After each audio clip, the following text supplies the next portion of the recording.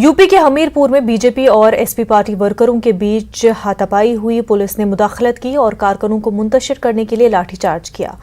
वाज़ेह हो कि उत्तर प्रदेश में ब्लॉक प्रमुख चुनाव के लिए वोटिंग जारी है। वोटिंग का अमल खत्म होने के बाद वोटों की गिनती शुरू होगी और आज ही नताइज का ऐलान होगा।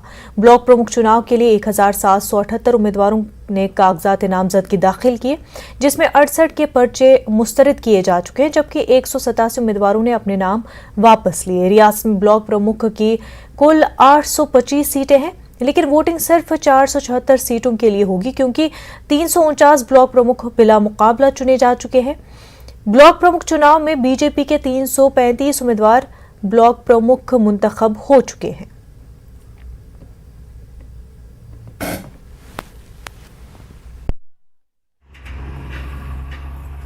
हम लोग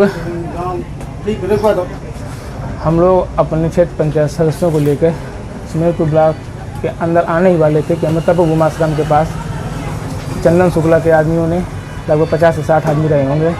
चंदन शुक्ला स्वयं था, गाड़ी के आगे आके उसने पहले रिवाल्वर लगा दिया गाड़ी, तो ड्राइवर ने गाड़ी रोक दिया है। जैसे ड्राइवर ने गाड़ी रोकी तो उसके साथियों ने लाठी डंडा से गाड़ी के सारे शीशे, गाड़ी पूरी हमारी तोड़ डाली है।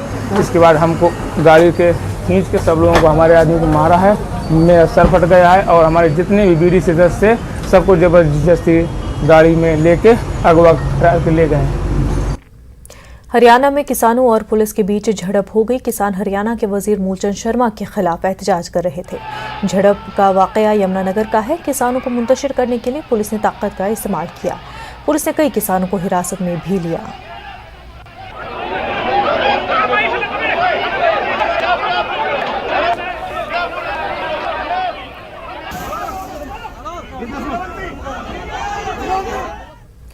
नोएडा में काजिम अहमद की लिंचिंग के मामले में कौमी अक़लियत कमीशन की जानिब से नोएडा पुलिस कमिश्नर को नोटिस भेजा गया है। 7 दिनों के अंदर मामले पर कार्रवाई की रिपोर्ट मांगी गई है। वाज़ेह हो कि उत्तर प्रदेश के नोएडा में 62 साल के शख्स को हुजूम ने तशद्दुद का निशाना बनाया था। काजिम अहमद को ज़दोकोब किया गया था, यहाँ तक कि उनके कपड़े तक उतार दिए गए थे। हुजूमी तशद्दुद का ये वाकया नोएडा के सेक्टर 37 का है। आपको बता दें कि काजिम अहमद अलीगढ़ जा रहे थे। इसी दौरान काजिम अहमद के साथ हुजूमी तशद्दुद का वाकया पेश आया था।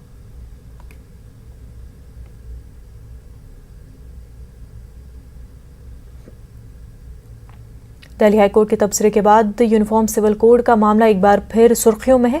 4 जानिब से इस पर रद्द-ए-अमल सामने आ रहे हैं। इसी कड़ी में मरकजी वजीर अक़लियत उमूर मुख्तार अब्बास नकवी ने यकसा सिविल कोड की मुखालफत करने वालों पर तंज किया है। उन्होंने जब भी यकसा सिविल कोड की बात होती है, कुछ लोगों का सेक्युलरिज्म खतरे में आ जाता है। उन्होंने दरियाफ्त किया कि क्या हमारे आईन के मामार सेक्युलर नहीं थे।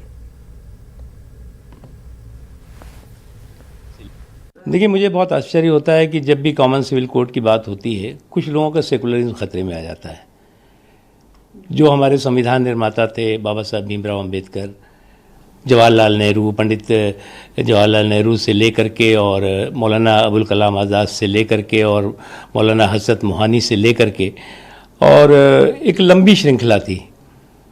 क्या वो सब पंथ निरपेक्ष और सेकुलर नहीं थे?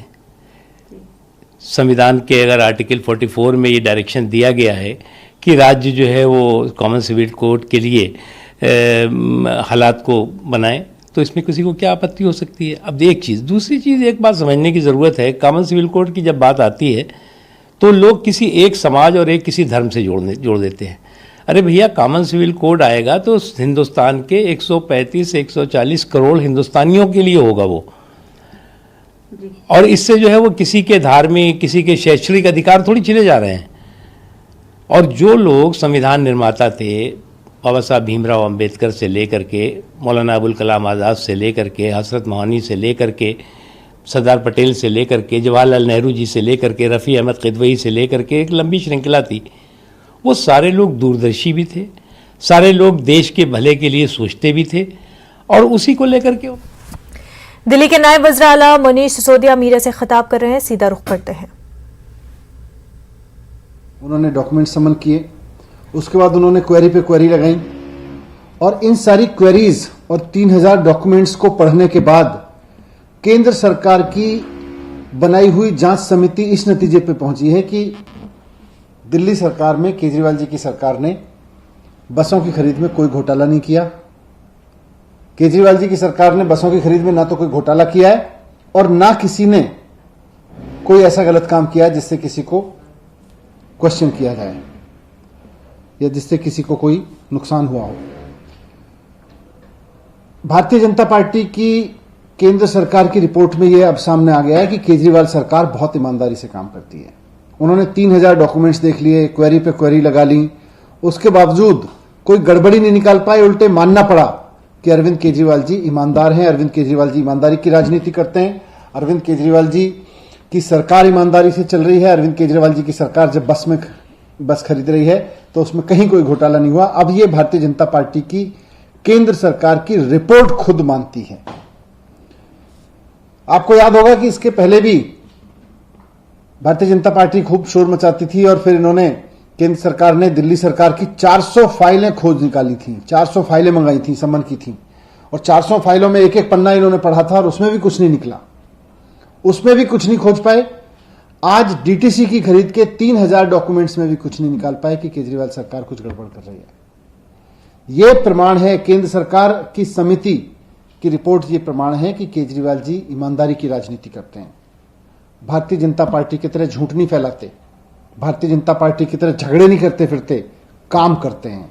भारतीय जनता पार्टी केवल जो लोग काम करते हैं उनसे झगड़ने का काम करती है। अरविंद केजरीवाल जी जो लोग उनके चुन के भेजते हैं उनके लिए काम करते हैं। आपको यह भी यहां बता दूं कि दिल्ली में 2008 से बसें नहीं खरीदी गई, कांग्रेस सरकार ने नहीं खरीदी। 2015 के बाद हमने जब भी खरीदने की कोशिश की तो कुछ ना कुछ अड़चनें अड़ाई। बहुत तमाम अड़चनों को पार करके अरविंद केजरीवाल जी ने ये टेंडर कराया था और अब बसें आएंगी। दिल्ली वालों के लिए अच्छी खुशखबरी यह है कि भारतीय जनता पार्टी की तमाम टांग अड़ाने की कोशिशों के बावजूद, तमाम अड़चनें खड़ी करने के बावजूद, तमाम आरोप पे आरोप लगाने के बावजूद, जांच कमेटी बनाने के बावजूद अब बसें आएंगी। तो मुझे बहुत खुशी है इस बात की कि दिल्ली के लिए बसें आएंगी। यहां मैं भारतीय जनता पार्टी के नेताओं से भी कहना चाहता हूं कि शर्म आनी चाहिए आप लोगों को कि आप केजरीवाल जी जैसे ईमानदार नेता पर बेईमानी का आरोप लगाते हैं, झूठे आरोप लगाते हैं। आपको माफी मांगनी चाहिए दिल्ली की जनता से, क्योंकि आप सिर्फ केजरीवाल जी पर आरोप नहीं लगा रहे थे, आप केजरीवाल सरकार के काम रोकने का काम नहीं कर रहे थे, बल्कि आप दिल्ली की जनता की बसें खरीदने में रोड़ा अटका रहे थे। आप दिल्ली की जनता के लिए बसें खरीदने में टांग अड़ा रहे थे। आपकी खुद केंद्र सरकार की कमेटी ने माना है कि यह टांग अड़ाना बेकार है।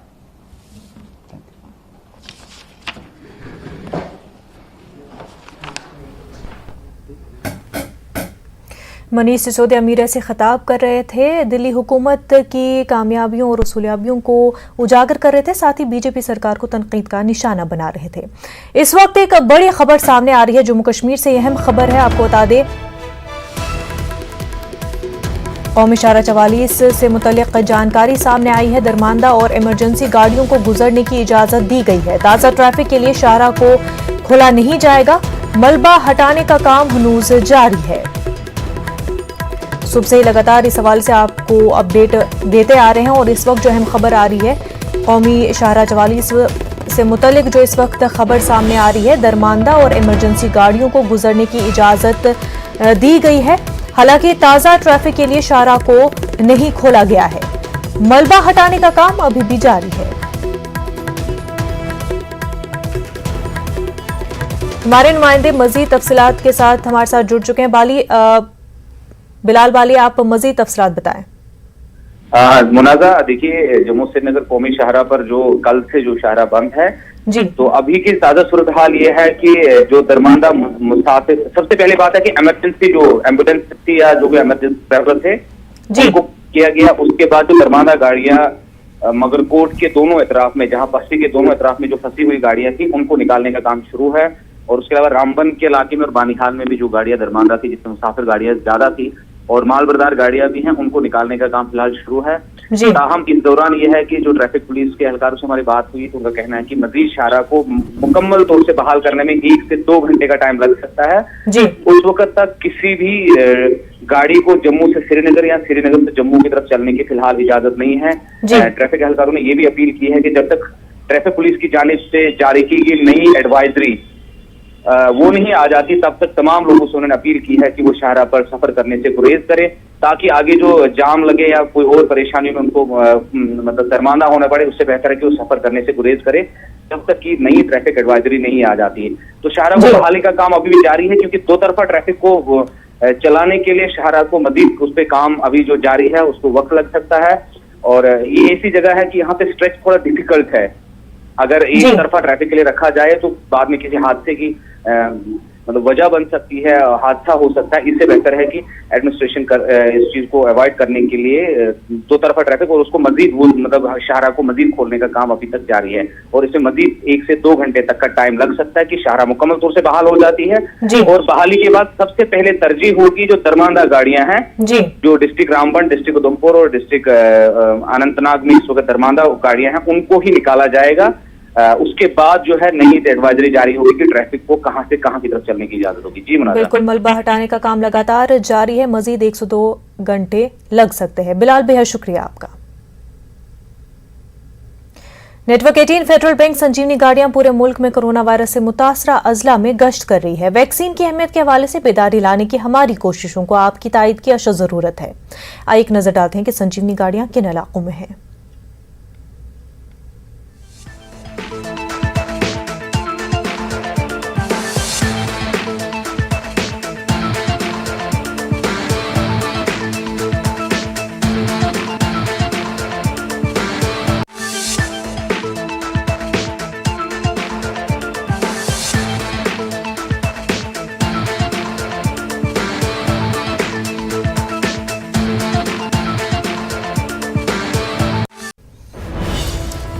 भोपाल से इस वक्त एक अहम खबर सामने आ रही है। अब कार सेवकों के नाम पर सड़कों के नाम रखे जाएंगे। मुखर्जी नगर कोलार में सड़क बनेगी। राम जन्मभूमि आंदोलन में मरने वालों के नाम पर सड़क बनेगी। बीजेपी रुकन असेंबली रामेश्वर शर्मा ने भूमि पूजन किया है। भोपाल से आपको बड़ी खबर बता रहे हैं। अब कार सेवकों के नाम पर सड़कों के नाम रखे जाएंगे। मुखर्जी नगर कोलार में सड़क बनने जा रही है। राम जन्मभूमि आंदोलन में मरने वालों के नाम पर सड़क बनाई जा रही है। बीजेपी रुकन असेंबली रामेश्वर शर्मा ने भूमि पूजन किया है।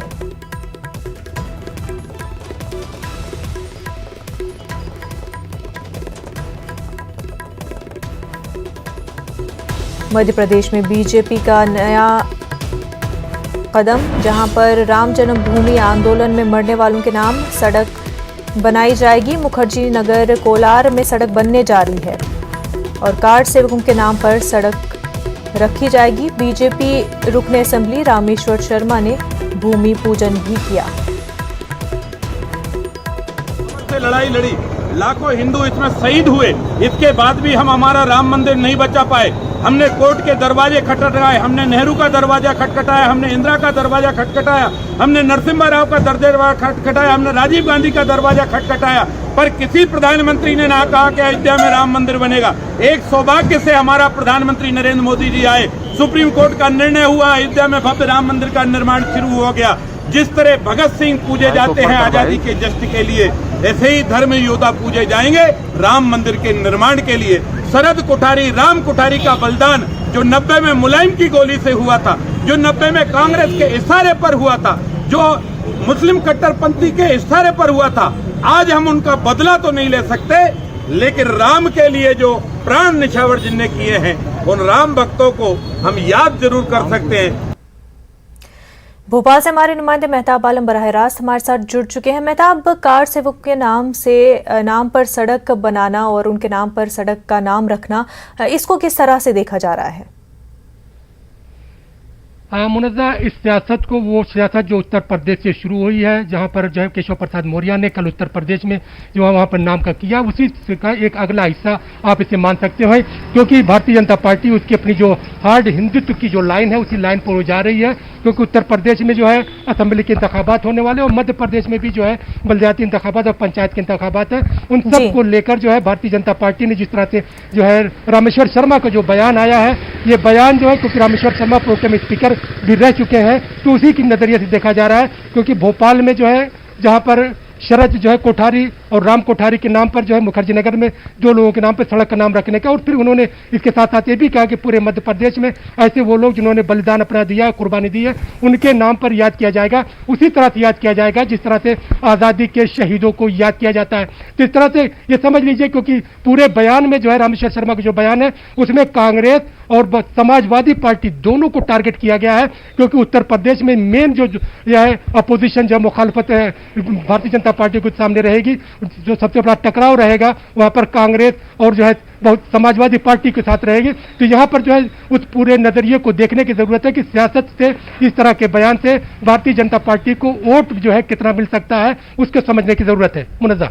बिल्कुल मेहताब, और क्या ये कहीं ना कहीं कवर अप है, क्योंकि जिस तरह से कांग्रेस लगातार इल्ज़ाम लगा रही है, चाहे जो भी काम स्कीमें शिवराज सिंह सरकार की तरफ से हो या फिर महाअभियान वैक्सीनेशन की बात करें, तो लगातार जो है कांग्रेस हमलावर है। ऐसे में कहीं ना कहीं चीज़ों को कवर अप करने के लिए ये कोशिशें की जा रही है। देखिए, यहाँ पर सियासत इस तरह से की जा रही है और सियासत में मजहब का जो लबादा उड़ाया जा रहा है, इसलिए कि जो है मजहब एक अफीम की तरह है और इसके नाम पर आसानी से वोटों को जो है पोलराइज किया जा सकता है। और धर्म के नाम पर, राम मंदिर के नाम पर, सुप्रीम कोर्ट के ऑर्डर के बाद जो है राम मंदिर की तामीर हो रही है, वो उसकी बात नहीं की जा रही, लेकिन अब वहाँ पर बात बलिदान की जोड़ दी गई है। और जाहिर सी बात, जब बलिदान के सेंटीमेंट को जोड़ा जाएगा तो वोटों को, जो हिंदू वोट है, जो इसकी बड़ी अक्सरियत जो है, उसको पोलराइज किया जा सकता है। क्योंकि यहाँ पर रामेश्वर शर्मा का जो बयान है, उन्होंने नेहरू से लेकर जो है राजीव गांधी तक को टारगेट किया और फिर मुलायम सिंह यादव को भी टारगेट किया। उन्हें मालूम है कि उत्तर प्रदेश के जो है असेंबली इंतखाबात होगा, वहाँ पर समाजवादी पार्टी जो है सबसे बड़ी मजबूती के साथ जो सामने आ रही है, वहाँ पर बहुजन समाज पार्टी, उन सबको टारगेट करते हुए कांग्रेस को टारगेट किया, ताकि उत्तर प्रदेश और मध्य प्रदेश में, जहां पर उत्तर प्रदेश में असेंबली इंतखाबात है, यहीं पर मध्य प्रदेश में पंचायत और फिर जो है बल्दियाती इंतखाबात होने हैं, तो वोटों की पोलराइज को इस तरह से जो करने से पार्टी का मकसद हल हो सकता है। क्योंकि आप तरक्यात की बात करेंगे, तरक्याती मंसूबों की बात करेंगे,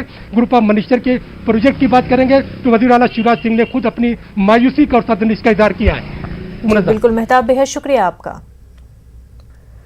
कानपुर से इस वक्त एक और बड़ी खबर सामने आ रही है। रेमडेसिविर घोटाले में हेल्थ अस्पताल के 3 मुलाजमीन मुअत्तल कर दिए गए हैं। 50 आरजी मुलाजमीन की भी छुट्टी कर दी गई है। डीएम की रिपोर्ट पर यह कार्रवाई अंजाम दी गई है।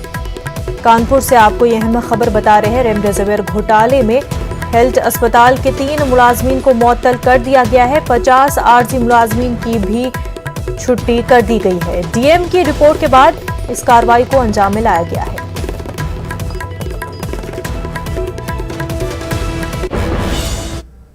यूपी की स्टेट लॉ कमीशन ने नए पॉपुलेशन बिल 2021 का ड्राफ्ट तैयार कर लिया है। जल्द ही कमीशन इसे हतमी सूरत देने के बाद रियासती सरकार को सौंप देगा। इस ड्राफ्ट के तहत 2 से ज्यादा बच्चों के वालिद को किसी भी सरकारी सब्सिडी या किसी भी फलाही स्कीम का फायदा नहीं मिलेगा। इसके अलावा ऐसा शख्स किसी सरकारी नौकरी के लिए दरख्वास्त भी नहीं दे सकता। साथ ही नए मुसव्वदा में भी ये कहा गया है कि ऐसे लोगों को बल्दियाती इंतखाबात में भी लड़ने पर पाबंदी रहेगी। वाजरे के ड्राफ्ट के हवाले से स्टेट लॉ कमीशन ने 19 जुलाई तक अवाम से मशवरा भी मांगा है। यूपी में पॉपुलेशन बिल 2021 के हवाले से आरजेडी लीडर मनोज झा का क्या कुछ कहना है, आप भी सुनिए। अव्वल तो मसौदा देखना चाहूंगा, लेकिन मैं इतना कहूं कि डेमोग्राफी, जनसंख्या नियंत्रण, जनसंख्या की समझ एक डेमोग्राफर की चीज होती है, वो वैज्ञानिक चीज है, और घोर अवैज्ञानिक लोग इसके माध्यम से डॉग विसिल पॉलिटिक्स कर रहे हैं। अरे साहब, डेमोग्राफर्स पे छोड़िए, और क्या केंद्र की सहमति है? किस प्रकार की बातचीत हुई? कौन कौन लोग इस प्रक्रिया में इन्वॉल्व हुए? उसमें कितने डेमोग्राफर थे? कैसे आपने डिकेडल रेट ऑफ ग्रोथ को देखा है? ये सारी चीजें हैं, ये उन्हें समझ में नहीं आएगी जिनका दर्शन मठ का है। मठ के आगे कुछ नहीं, मठ के पीछे कुछ नहीं। कांग्रेस लीडर राशिद अलवी का कहना है कि योगी आदित्यनाथ के पास चुनाव में लड़ने के लिए कोई मुद्दा नहीं है, इसलिए वो इस तरह का कानून ला रहे हैं। अगर कानून लाना ही था तो 4 साल से क्यों नहीं लाया गया? चुनाव 6 महीने के बाद है। 4.5 साल से योगी आदित्यनाथ सो रहे थे, उन्हें पता नहीं था कि पॉपुलेशन बढ़ रही है। चूंकि 5 साल सरकार ने कोई काम नहीं किया, इसलिए वो समझते हैं कि पॉपुलेशन के कानून से शायद वोट पड़ जाए। पॉपुलेशन कंट्रोल करना चाहिए, लेकिन ये पूरे देश की समस्या है, सिर्फ यूपी की समस्या नहीं है। पार्लियामेंट के अंदर कानून बनना चाहिए। ऐसा लगता है कि हर चुनाव से पहले भारतीय जनता पार्टी इस तरीके के कानून बनाना चाहती है। ये दुर्भाग्यपूर्ण है। उन्हें न जनता से कोई दिलचस्पी है, न पॉपुलेशन कंट्रोल करने से कोई दिलचस्पी है, और जो पॉलिसी बनाई जा रही है वो सिर्फ 21 से 30 तक के लिए है, 9 साल के लिए है। तो 9 साल में उत्तर प्रदेश की पॉपुलेशन कंट्रोल कर लेंगे, उसके बाद फिर बच्चे पैदा करने शुरू कर देंगे। इस सरकार के पास कोई फॉरसाइटेडनेस नहीं है। दिल्ली से इस वक्त एक बड़ी खबर सामने आ रही है। स्पेशल सेल ने ड्रग्स का धंधा करने वाले गिरोह का पर्दाफाश किया है। 350 किलो से ज्यादा हेरोइन बरामद की गई है। जब्त की गई हेरोइन की मालियत 2.5 करोड़ रुपए बताई जा रही है। काफी अहम कार्रवाई स्पेशल सेल की। आपको बता दें, ड्रग्स का धंधा करने वाले गिरोह का पर्दाफाश किया गया है। 350 किलो से ज्यादा हेरोइन बरामद की गई है। जब्त की गई हेरोइन की मालियत 2.5 करोड़ रुपए बताई जा रही है। दिल्ली का ये पूरा मामला।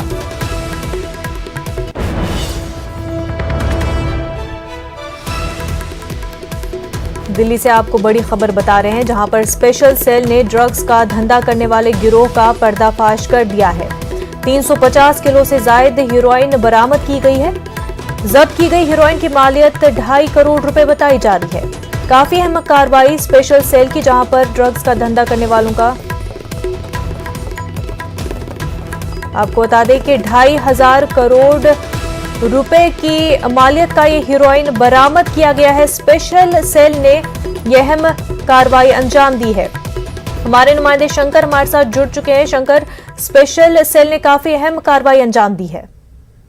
निश्चित तौर पर देखिए, जिस तरह से दिल्ली पुलिस की स्पेशल सेल ने इस मामले में कार्रवाई को अंजाम देते हुए तकरीबन 2,500 करोड़ रुपए के हेरोइन को जब्त किया है, और इस मामले में स्पेशल सेल आज तकरीबन 4 बजे के लगभग में इस मामले में औपचारिक तौर पर स्टेटमेंट देगी कि किस तरह से मामला आया और किस तरह से इस मामले में कई राज्यों में पहले इस जो ड्रग्स का कनेक्शन है उस कनेक्शन के बारे में इन्वेस्टिगेशन करते हुए 2,500 करोड़ रुपए के हेरोइन को जब्त किया है। हालांकि एक और अन्य मामले की मैं बात करना चाहूंगा कि पिछले कुछ समय पहले जिस तरह से केंद्रीय जांच एजेंसी DRI ने भी इस मामले में एक ऐसे मामले में कार्रवाई करते हुए तकरीबन 2,500 के हेरोइन को जब्त किया था, जिसमें कि मध्य प्रदेश, पंजाब, हरियाणा समेत जो राजधानी दिल्ली का जो कनेक्शन है वो सामने आया था। तो एक तरह से कह सकते हैं कि आज स्पेशल सेल इस मामले में 4 बजे एक महत्वपूर्ण प्रेस कॉन्फ्रेंस करने वाली है और इस मामले में औपचारिक तौर पर स्टेटमेंट देने वाली है। जी बिल्कुल, स्पेशल सेल की अहम कार्रवाई जिसमें 350 किलो से ज्यादा हेरोइन बरामद किया गया है। बेहद शुक्रिया शंकर आपका। कोरोना वबा के दौरान बाहमी इमदाद और इन्हिसार का जज्बा मुस्तहकम हुआ है। मुल्क इस वबा से मुतहिद होकर मुकाबला कर रहा है। टीकाकारी के ऐलान के बाद हम बेहतर ताउन करें, जिससे हम कोरोना को मात देने की जानिब कदम बढ़ा सके। नेटवर्क 18 इस मुहिम में हर कदम पर आपके साथ रहेगा। जब तक सभी महफूज नहीं, तब तक कोई भी महफूज नहीं रहेगा, और इसी सोच की बुनियाद पर हमारी मुहिम संजीवनी का मकसद है यकीनी बनाना है कि वैक्सीन पाना सभी हिंदुस्तानियों का हक है।